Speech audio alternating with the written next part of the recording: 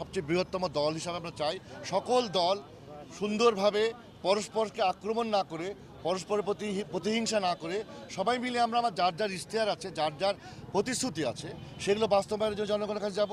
জনগণের কাছে বিএনপি যেমন গেছে অন্যরাও তেমন যাক, যে তাদের কথা বলুক।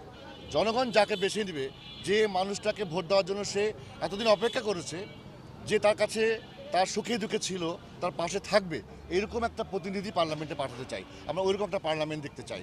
সেই কারণে মানুষ এই ভোট দেওয়ার জন্য মানে তাদের সকল রকমের প্রস্তুতি নিয়ে ফেলেছে। আমরা শুধু তাদেরকে যাচ্ছি, আমাদের বার্তাটা পৌঁছে দিচ্ছি, আমাদের প্রতীকের কথা বলছি।